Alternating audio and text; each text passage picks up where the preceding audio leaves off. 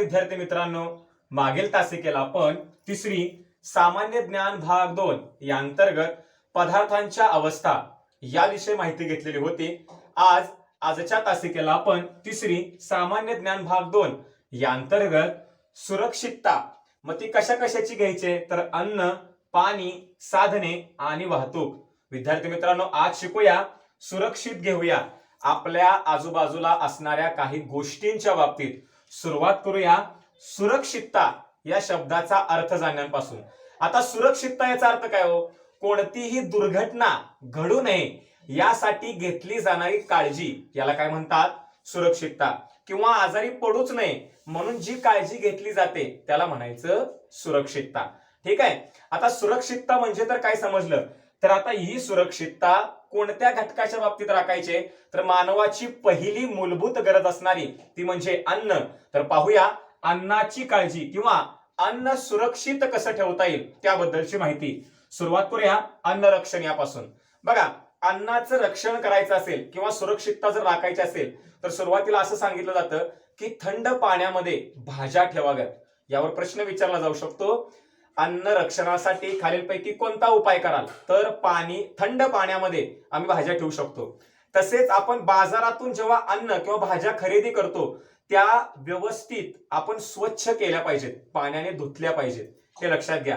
त्याचबरोबर असंही सांगितलं जातं की अन्न पदार्थ जास्त शिजवू नये, कारण जास्त शिजवल्यामुळे सुद्धा त्या अन्नातील जे काही घटक आहेत ते आपल्याला मिळत नाहीत। आपल्या सर्वांना माहिती की आपण जे अन्न आपल्या ताटामध्ये जे जेवणामध्ये अन्न असतं त्याच्यातून आपल्याला कर्बोदके, प्रथिने, स्निग्ध पदार्थ, जीवनसत्वे हे आपल्याला मिळत असतात। म्हणून विद्यार्थी मित्रांनो, आपण काय केलं पाहिजे तर या अन्नाचं रक्षणासाठी आपण त्यांचं व्यवस्थित स्वच्छ करणं किंवा शिजवताना सुद्धा त्याचं व्यवस्थित प्रमाण राखणं हे आपल्याला गरजेचं आहे।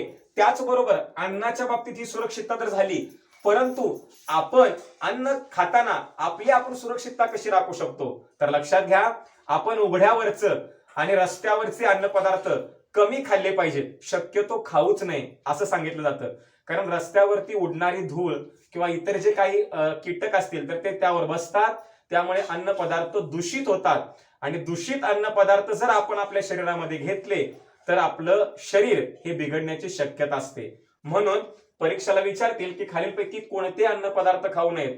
उघड्यावरचे किंवा रस्त्यावरचे अन्न पदार्थ खाऊ नयेत। तसेच अन्न पदार्थ खाताना बघा, आपल्या ताटामध्ये सर्व प्रकारचं अन्न असावं। बऱ्याच विद्यार्थी मित्रांना माहित असेल, कारण आपण जर अन्न पदार्थाचा उल्लेख केला तर दूध आहे, तूप आहे, लोणी आहे, दही आहे, चपाती आहे, भाजी आहे, मटकी आहे, डाळ आहे, विविध प्रकारची कडधान्य, तृणधान्य यांचा आपण उल्लेख केला। म्हणजेच काय, आपल्या ताटामध्ये एकसारखेच पदार्थ असू नयेत का तर एकच पदार्थ खाल्ल्याने एकच पोषक तत्व मिळेल। त्यामुळे सर्व प्रकारचे अन्न आपण आपल्या ताटामध्ये ठेवलं पाहिजे। आपल्या जेवणामध्ये सर्व प्रकारचं अन्न आपण खाल्लं पाहिजे, जेणेकरून आपल्या शरीरामध्ये जी पोषणाची आवश्यकता आहे ती भरून निघते। कधी कधी आपण हट्ट करतो घरामध्ये की मी हे खाणार नाही, मी ते खाणार नाही, परंतु ते चुकीचं आहे बरं का विद्यार्थी मित्रांनो। आजपासून ठरवा की आम्ही सर्व अन्न पदार्थ खाणार, कारण आपलं शरीर जर चांगलं आणि सुदृढ आरोग्यमय राखायचं असेल तर आपण सर्व प्रकारचे अन्न पदार्थ खाल्ले पाहिजेत। हे झालं अन्न रक्षण। ठीक आहे। आता अन्नानंतर आपण जाऊया पाणी। आता पाण्याला आपण काय म्हणतो विद्यार्थी मित्रांनो? जीवन असं म्हणतो। जल हेच जीवन। जल हा पाण्याला समानार्थी शब्द। का असं म्हटलं जातं? कारण आपण बऱ्याच अंशी पाण्यावर अवलंबून आहोत आणि आपल्याला अन्न काही दिवस नसलं तरी चालेल, परंतु पाणी हे दररोज लागतं। म्हणजे पाणी ही आपली महत्वाची गरज आहे। म्हणून तसेच असंही म्हटलं जातं की पाणी ही नैसर्गिक संपत्ती आहे। तुम्हाला विचारतील बरं का परीक्षेला, खालीलपैकी नैसर्गिक संपत्ती कोणती? तर ती कोण आहे? पाणी। याला नैसर्गिक संपत्ती असं म्हणतात। आपल्याकडे 4 महिनेच पाऊस पडला जातो। सर्वसाधारणपणे सांगतात की पावसाळ्यामध्ये 4 महिनेच पाऊस पडतो। म्हणजेच काय, जर हा 4 महिने पडणारा पाऊस आणि त्यातनं मिळणारं पाणी आपल्याला वर्षभर वापरावं लागतं। म्हणजेच विद्यार्थी मित्रांनो, 4 महिने मिळणारं पाणी जर वर्षभर वापरायचं असेल तर किती काटकसरीने आपण ते वापरलं पाहिजे हे लक्षात घ्या। त्याचबरोबर पाणी वापरताना ते पाणी स्वच्छ करून घेतलं पाहिजे। मग स्वच्छ कसं करू शकतो? पाण्याचं रक्षण आपण कसं करू शकतो? पाण्याच्या बाबतीत सुरक्षितता कशी घेऊ शकतो? तर बघूया, सर्वात महत्वाचं म्हणजे पाणी उकळलं पाहिजे, गरम केलं पाहिजे. पाणी गरम केल्यामुळे त्यातले जे जंतू आहेत ते मरून जाण्याची शक्यता असते, म्हणून पाणी उकळणं. त्याचबरोबर पाण्यावर तुरटी फिरवतात किंवा बघा, बऱ्याच वेळ जर तुम्ही स्थिर पाणी ठेवलं तर त्यातली घाण तुम्हाला दिसायला लागते, त्यावर तुम्ही तुरटी फिरवू शकता. त्याचबरोबर पाण्यामध्ये ब्लिचिंग पावडर टाकली जाते. तुम्हाला परीक्षेला विचारतील कोणती पावडर उल्लेख केला मी आता, लक्षात घ्या, त्याला म्हणतात ब्लिचिंग पावडर. कसली? ब्लिचिंग पावडर असं म्हटलं जातं, हे लक्षात घ्या. ही सुद्धा पाण्यामध्ये टाकली जाते. थोडक्यात काय, पाणी वापरायचं, पण ते कसं, तर पाणी वापरताना सुद्धा ते स्वच्छ आणि निर्धोक करून वापरायचं. निर्धोक याचा अर्थ त्यापासून धोका नाही झाला पाहिजे असं पाणी स्वच्छ करायचं आणि मगच ते आपण वापरायचं आहे. कारण दूषित पाण्यापासून सुद्धा बरेच आजार पसरतात, म्हणून आपण स्वच्छ आणि निर्धोक पाणी वापरूया. त्यानंतर आपल्याला बघायचं आहे साधने. बघा, अन्न झालं, पाणी झालं, आता साधने. साधने याचा अर्थ काय हो, तर साधन याचा अर्थ वस्तू. बघा, ही एक वस्तू आहे, फळा एक वस्तू आहे, आपण पेन्सिल वापरतो, पेन्सिल वस्तू आहे, पेन आहे, खोड रबर आहे, शॉर्पनर आहे. म्हणजे काय, आसपास आपल्या विविध प्रकारची साधने दिसतात. बघा, स्क्रूड्रायव्हर आहे किंवा चाकू आहे किंवा बरेच आपल्या आसपास खुर्ची आहे, टेबल आहे, पंखा आहे, या सगळी काय आहेत, आपली साधनं आहेत. मग साधनांच्या बाबतीत सर आम्ही सुरक्षितता काय राखायची, तर पहिली सुरक्षितता आपण सांगूया वीज. बघा, ज्या वेळेस आपण इलेक्ट्रिकचं बटन दाबत असतो किंवा एखादा बल्ब बदलत असतो किंवा एखादं विजेचं काम आपण करत असतो, तर तेव्हा आपण त्या साधनांना हाताळताना काळजी घेतली पाहिजे. कारण त्यापासून विजेचा धक्का, त्याला आपण शॉक म्हणतो, तर तो शॉक बसण्याची शक्यता असते. म्हणून विजेची उपकरणं हाताळताना जे विजेपासून तयार झाले ते आपल्या हातामध्ये घेताना काळजी घेणं खरंच खूप म्हणजे खूप आवश्यक आहे, हे लक्षात घ्या. विजेची उपकरणं हाताळताना काळजी घ्या. मी आवाहन करेल की ज्यावेळेस आपण विजेची उपकरणं हाताळत असतो किंवा आपल्या घरामध्ये कोणीही हाताळत असेल तर त्यांना अवश्य सांगा, काळजी घेणं आवश्यक आहे. बरं, विजेची उपकरणं झाली तर अजून कोणते, तर टोकदार पदार्थ. बघा, टोकदार साधनाचा विचार केला तर आपण पेन्सिलला टोक करतो, तर पेन्सिलचं टोक सुद्धा आपल्यासाठी धोकादायक आहे तितकंच. सर आम्ही एवढा कधी विचार केलाच नाही हो, कधी माहितच नाही, कारण आम्ही चित्र काढतो.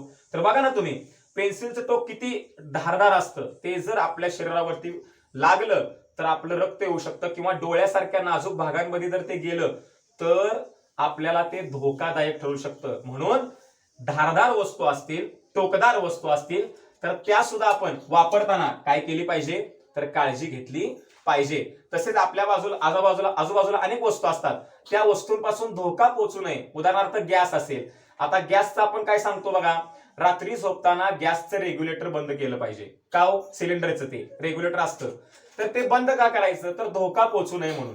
यासाठी काय, तर आपल्या आजूबाजूला अशा अनेक वस्तू आहेत की ज्या आपल्याला धोकादायक असतात, म्हणून आपण त्यांच्यापासून काळजी घेतली पाहिजे.